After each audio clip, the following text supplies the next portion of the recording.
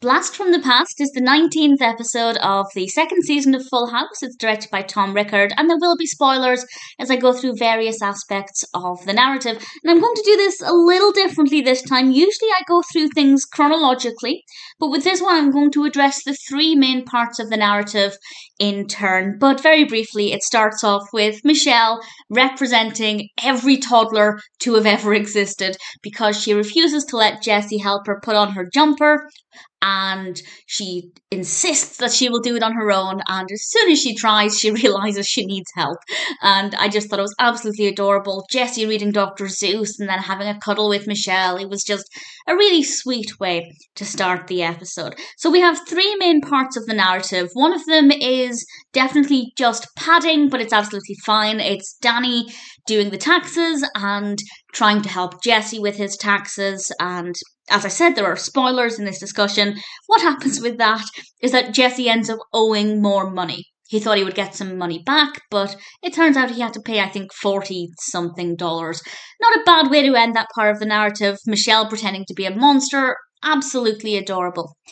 We then have a story involving Kimmy, and we actually have this really great scene to start this part of the story where all four of the girls are in the bedroom together. Kimmy, DJ, Stephanie and Michelle, and I can't say that that's never happened, but it's certainly not something that happens often, so I thought that was pretty delightful. They're doing magic.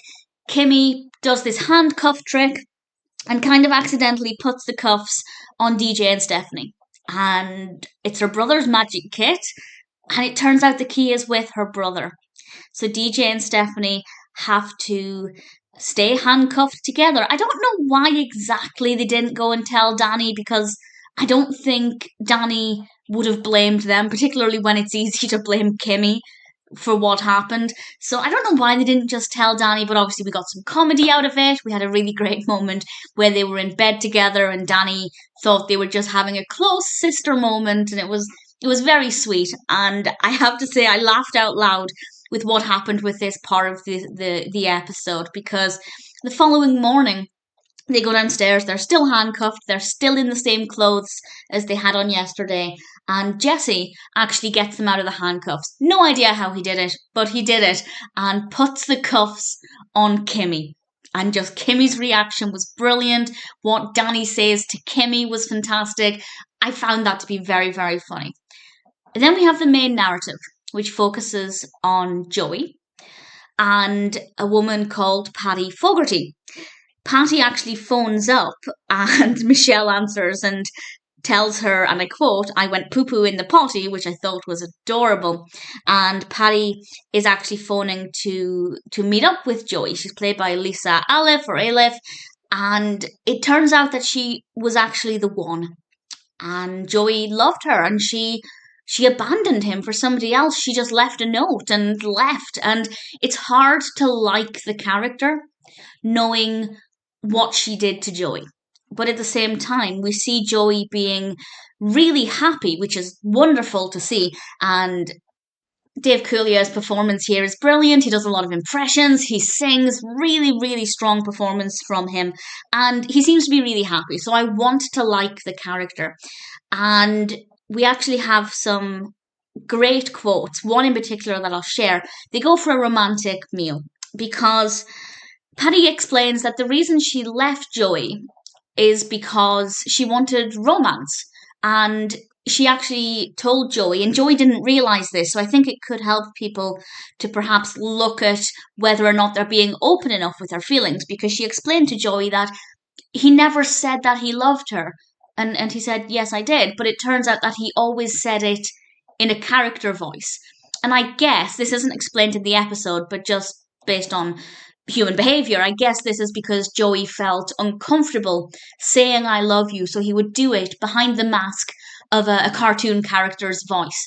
And obviously when you're on the receiving end of that and you never hear your partner say "I love you" as themselves, that's going to be difficult. I still don't condone leaving a note and abandoning him. I don't think that's the right way to treat somebody at all.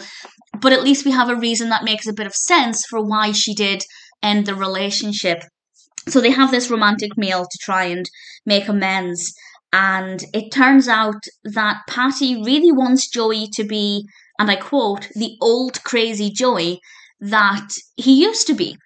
And this makes sense because she's recently gone through a divorce. It would be understandable that she wants to connect with a time in her life when things were fun and exciting and happy. But as Joey points out, that's not who he is now. And I quote, I think we're falling in love with the memories. And I think that that's definitely some great food for thought for anybody who is looking at a relationship in their past, who might be thinking, should I go back to that person? Is it that person you're falling in love with? Or is it just the memories that you're missing? And I think that this is a really, really great episode and a great one to allow basically anybody watching it to evaluate either their current relationships or their past relationships, and also some good tips for how to behave in future relationships, regardless of whether you're the Joey or the Patty in this situation. And what I particularly loved about this is that Joey explained it's still a happy ending. Even though they realise they are falling in love again with the memories, for him it's a happy ending because he gets this closure that he never had. And I think that that's a really beautiful thing. So it's a really wonderful episode, definitely a lot of strong takeaways, and very funny as well, mostly with the Kimmy story. I did find it very entertaining. So, needless to say, Blast from the Past is a really brilliant episode. I still don't fully know whether I like Patty or not. Performance great, very well written character, but do I like her? I genuinely don't know. But either way, I definitely like the episode. Blast from the Past is pretty great.